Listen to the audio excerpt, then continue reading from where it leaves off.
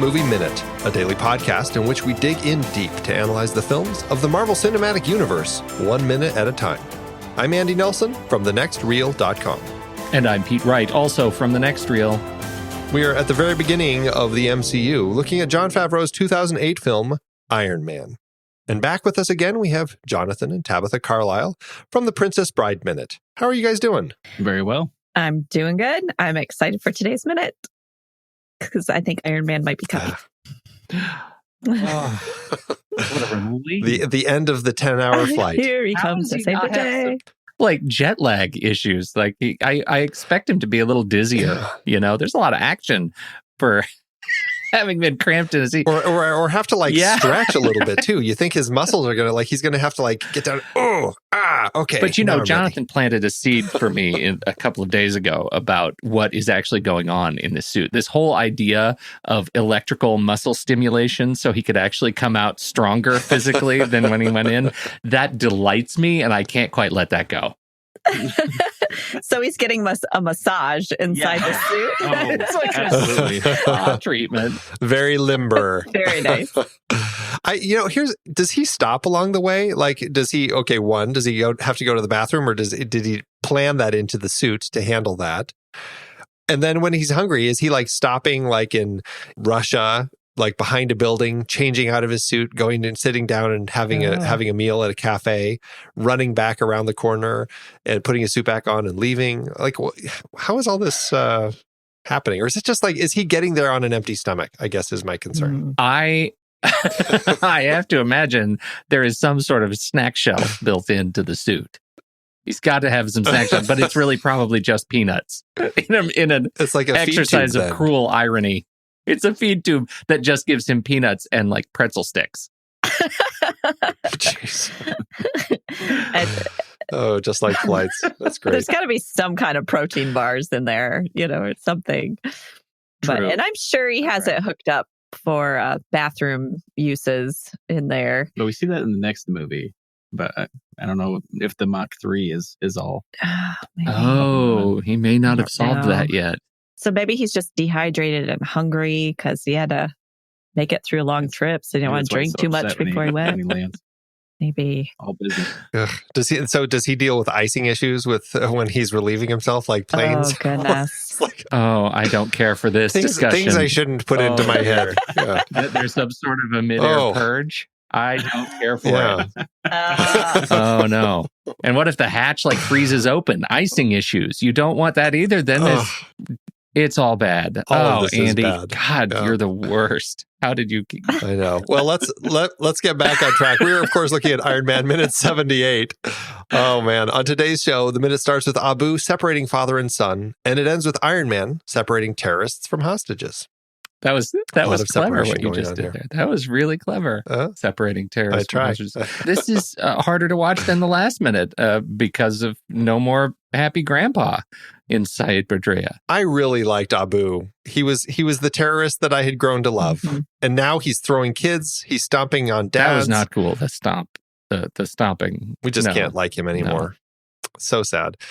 It's funny, I listened to Jon Favreau. He was talking about how he cast Saeed Badria to be in this part. I guess that it was initially written as just one villain, and it was just Raza. And Saeed had actually come in to audition for the part. And I think that Favreau said that his wife was in a class with Saeed's wife or something like that. They were doing something where they knew each other. And so she's just just give him a try. And he's like, I don't think we have a part for him, but he auditioned him and he loved him so much. He's like, we have to write a part for him. We have to get him in there. So that's how this whole part of Abu was written and built into the film.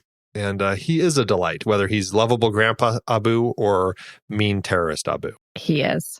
He's one of those people that if he was developed longer, he could almost be that villain that you kind of hate that you love him, like Loki.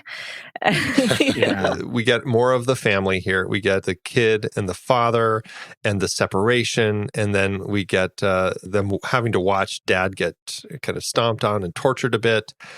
And then we have utility stunt player Mark Aaron Wagner, he's the terrorist who grabs Dad, who puts the gun up to his head and yells at him in some language that the Reddit community wouldn't translate for me.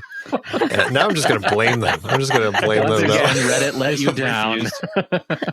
He's getting ready to kill him, and then the son screams, and then this is when we get the sound of what is that's coming, and it's a great look that little Javan Tahir gives as he kind of looks up into the sky. He screams and hears the sound and turns and looks up.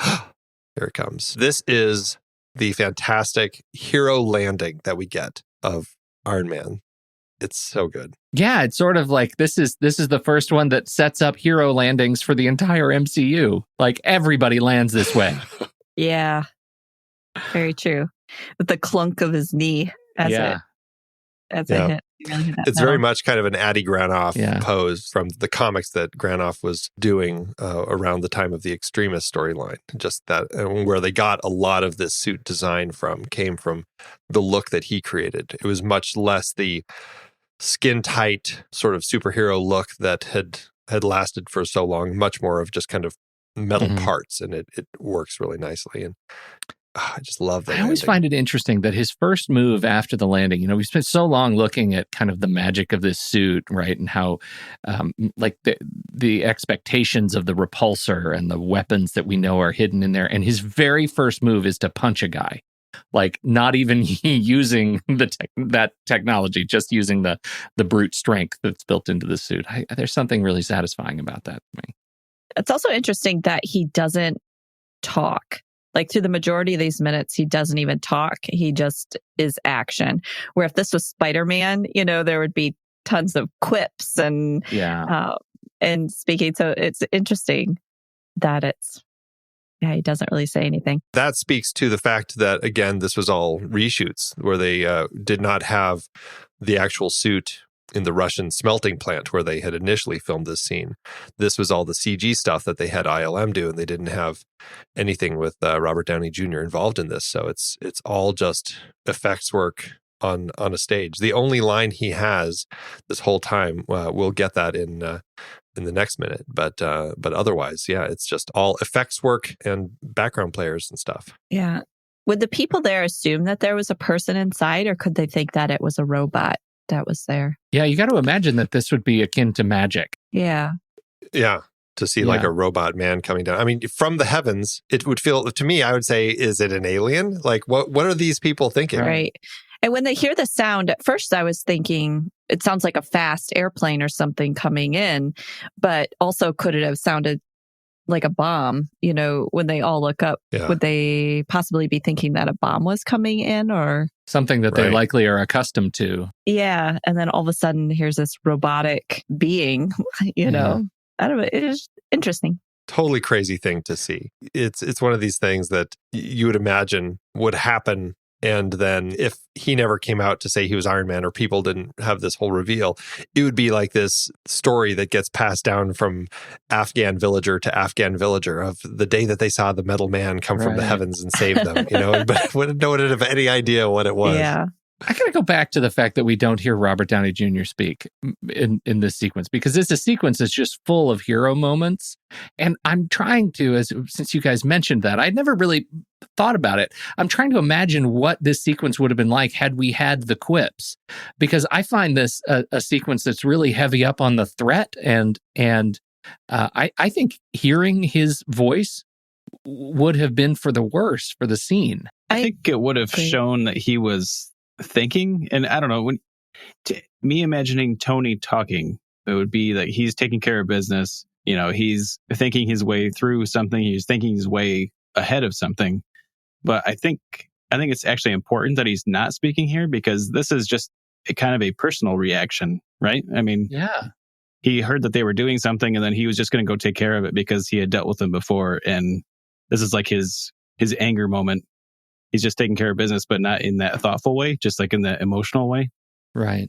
And yet, while he's taking care of business here, I mean, I think that these are Tony's first kills that aren't self-defense. Like, it's the first time that he's killing people that isn't self-defense, right? Because when he was at the cave, it was kind of self-defense. He was trying to get out and get away. But this is, I mean, that's like emotional thing right there, to be the first time you've killed somebody and to kill multiple people. I don't know. It is interesting. They also don't show him from the inside looking at his mask or talking to Jarvis or at all during this, which in future movies, they tend to do that a lot. So it is interesting that we're looking at this from the outside so much. Well, and it gives you an interesting perspective on what was Tony's goal, right? I mean, he finds out a few minutes ago, movie time, that his weapons, that Stark Industries has not stopped selling weapons, and in fact has been selling them to these terrorists who happen to be the same terrorists that had kidnapped, tortured, and held him. And then he finds out that Obadiah is behind it and has been kind of dealing under the table to give these guys these weapons. And he's fuming. He's upset that everything is not going the way that he's intended. And so what was his goal? I mean, was it seeing the images of these same terrorists? Was he intending to go over there to kill them? Was he just going to destroy the Stark weapons? What did he come over here without a plan? And it speaks interesting, because I don't think he was coming over to play hero. I don't think it was to save the villagers. Although I do think there's some of that, because obviously we know it's Gulmira. That's where Yinsen is from. So I think that there's a little bit more of that personal connection with it. But it does make you wonder, what's he intending? And is he just all of a sudden killing these people out of anger right now? I agree. I think he didn't have a plan, except to maybe destroy his weapons. But he kind of dropped right down in the middle of a mess. And he just it really does. Yeah, it just feels like just an emotional sort of a developmental beat for the character to, first he reacts in rage and then comes to his senses after that and starts to define a character code, right? A moral code for how he's going to use the suit, what he's going to use it for when it comes into play, when he's Tony Stark versus Iron Man. And I think we need this suit to show one extreme so that we can better understand kind of the power of the suit and how he wields it. Do you think the terrorists who are here, who were also at the cave, have a sense that this is Tony Stark, having seen him escape in a Mark I suit? I bet they do. Yeah, I mean, what are the odds? Yeah. If any of them are thinking, what are the odds? Like, I'm looking at the sequence right after he does his initial bout, right? He lands and he punches the guy, and then he shoots the guy with the repulsor and shoots another guy, two guys with the repulsor. And he turns around and he's got the Motley Crue kind of lineup where we have 5 terrorists, but in the lineup, they each have 1 or more civilians, and they're all staring, and I'm trying to read their faces a little bit. Like, what are they thinking? There's a guy who looks like Bobcat Goldthwait who's just yelling stuff. And then we get another series of fantastic hero shots, right? We get that super close-up rotating shot of Iron Man, the mask. And then we get to test the computer and make sure that it works. These guys, like, we're going to do that on civilian. Thank goodness the little shoulder rockets don't work. And all of these guys drop. Like, what do you think if your grandma, with the holding the baby, what do you think if your mom with child, as these guys just fall from right behind you? Like, that's a terrifying moment. And didn't have like a twitchy finger impulse after they get plugged through the head. Is he able to select who the terrorist and who the civilian is somehow with his moving fingers? Or, how is his computer sensing? We didn't hear him say, "Hey, Jarvis." Yeah. Right. Maybe he did it with his toes, with his thong. Little baby. Thong toe, right.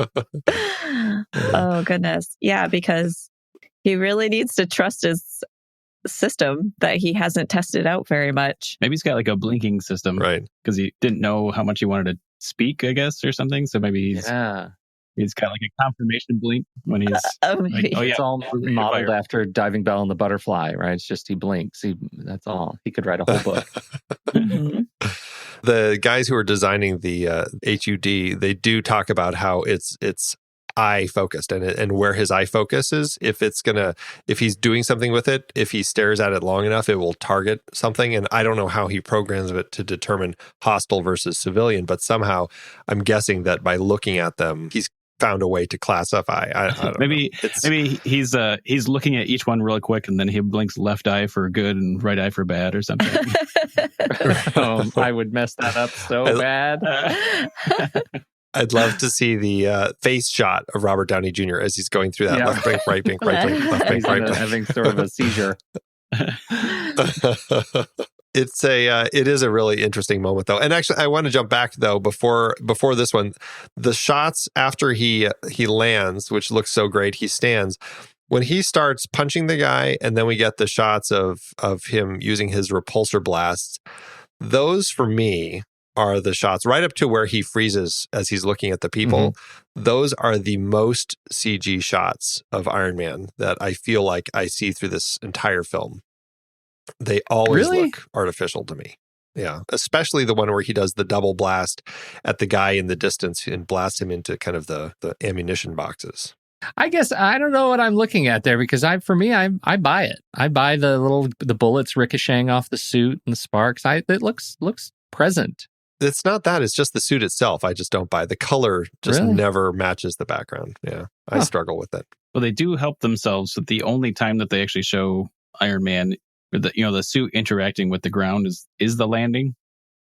Right. So I think besides the colors, I think that would probably be the harder part. Is if they were to pull away just a little bit and show him full body all the time, I think that'd be more obvious. They do have one shot right about 36 seconds where you do see him standing on the ground, and that's another one where I don't buy it very well. So I guess I'm glad that they, for the most part, avoid showing his feet. Oh, sure. Yeah. Yeah, the shadows don't work there. It's a little thing, but it's one of those moments that I think they do such a great job. And it's 11 years old, this film. And so the effects work probably I bought a lot more at the time. And I think now it's just my eyes. And it's so fast. Like all of these are such fast shots that, it's easy to let it go. Don't, oh yeah, sort of ruin it for yourself by watching it frame by frame. Yeah, you don't watch it minute by minute. Before, right? Smoke is hard, and there's a lot of stuff in here where you have smoke interacting with the physical environment, or the supposedly physical environment, and that for me is where it starts to look a little bit, ugly, rendered, not necessarily, a part of the scene. Right. We've done the IMDb game before with some of our cast and crew as they pop up, just to try to figure out what are the 4 films that IMDb lists as ones that they feel whatever their algorithm has determined that represents that person's career. And so I thought an interesting one here would be our utility stunt player, Mark Aaron Wagner. He's the one, like I said, he's the utility stunt player who's holding the gun up to the father's head and the one who is Iron Man's first kill here. He's mostly a stunt player. His 4 films that he has on IMDb are Spider-Man, the original Sam Raimi one, Pirates of the Caribbean, The Curse of the Black Pearl, Iron Man, and Pirates of the Caribbean, Dead Man's Chest. Looking at his credits, I'm so glad you didn't actually make us play that. He's been in so much stuff. I never would have been able to pick this out. He actually will pop up again in Iron Man 3. He's going to play one of the extremist soldiers, and he's credited as such. So he's done a lot of Marvel too. From Deadpool, or Captain Marvel coming up. He's a stunt driver. He's got a lot of Marvel stuff. Oh yeah, Ant-Man and the Wasp. Yeah. What is it? Who is he in Spider-Man? Does it say? Or is it just like Trash Man number 3 or something? Just does stunts. No, he just does stunts in that. So he's not even credited as we are learning with these utility stunt players. So often they're just credited as utility stunt player, but they actually do end up having more of a role. Now, it actually, as I look at Spider-Man, it does say that he was Tobey Maguire's stunt double. Yeah, and that's what triggered me too, Andy. Like when you look at the photos that he has associated with his bio, like the hero shot of Spider-Man jumping off of the crane, doing the swan dive off of the crane at the end with the city behind him is, that he credits as himself in the suit there. Very cool. Oh, wow. That's very cool. Anthony Martins, the father there, he was in Ant-Man and the Wasp as a stuntman as well. And along with he's also an Amazing Spider-Man. But yeah, he was also in Ant-Man and the Wasp. And his IMDb, again, I'm not going to make you guys try guessing because who knows Anthony Martin's, what stuff he's done in. It's hard to say when people are doing stunts, but Iron Man is in his top 4. It's Iron Man, The Kingdom, Indiana Jones and the Kingdom of the Crystal Skull, and G.I. Joe, The Rise of Cobra. Ooh, one of these things is not like the other. He's been credited in a number of other projects, so at least he's been getting some credits in addition to his stunt work, which he does quite a bit of. Interesting. Yeah, the script is interesting for this whole sequence because, as I talked about in the last minute, Iron Man comes down and saves this boy who had gone out to rescue his puppy. Arto was the puppy's name. He goes out to rescue his puppy and Iron Man comes in and rescues him. And then it's interesting, the way that the script is written, it's really almost from the boy's perspective as Iron Man kind of gives him back to his mom, and then he runs back out to watch Iron Man, and we kind of follow the boy as he's watching Iron Man. Iron Man hits a soldier, the boy moves for a better view and sees Iron Man in full terrible glory, it says, deflecting withering fire while laying waste to a cluster of militants with his fists and bursts of RT. So it's interesting the way that it's very much kind of giving us a sense of the perspective of the child, like the kid reading the comic book almost. It's an interesting way to take that. And in fact, it goes so far, this is an interesting moment where Iron Man, he picks a soldier up who's about to fire an RPG. He holds an RT palm to the man's face. Oh. Talking about Iron Man and Tony coming down and deciding, I'm going to start killing people now, to having this moment written in the script, it's like, whoa, all of a sudden he went really dark. Mm-hmm. Wow, Tony. And he doesn't do anything because the soldier, shuddering in terror, screams, Geneva Convention, Article 3, Geneva Convention. And then he disarms the soldier, tosses him down, and the soldier scrambles away for his life. That Tony is so reactive to Geneva Convention after, the plunder is an interesting take.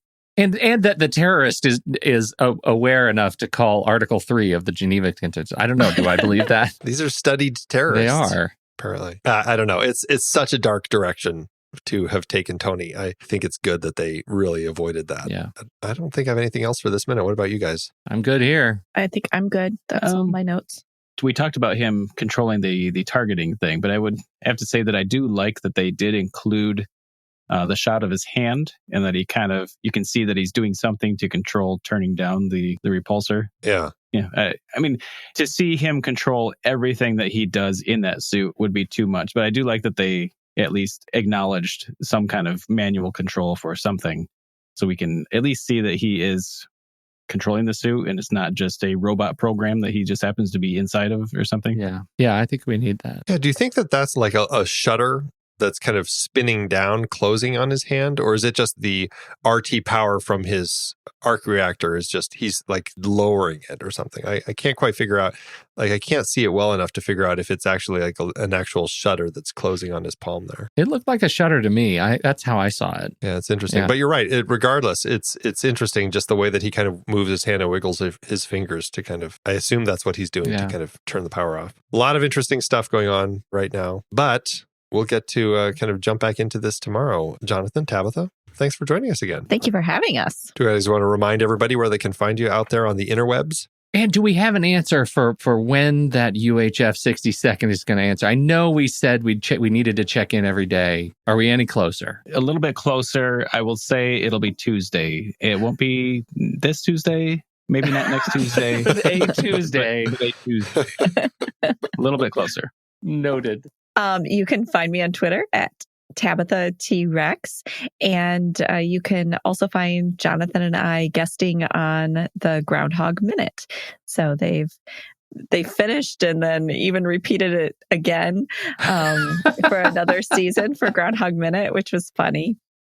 But we were guests for a week of that, and that was a fun podcast as well. So check out the Groundhog Minute. That's awesome. What a great idea. What a great movie. That's one that you think that they would just kind of keep redoing over and over again. I know. I was wondering how many seasons they would keep repeating it. And on Groundhog Day this year, it was the last episode of going through it the second time. And they said, this is it. They were going to just keep going with it. But that's awesome. Well, thanks so much for joining the show today, everybody. We appreciate it. Make sure you subscribe to the show for free at marvelmovieminute.com.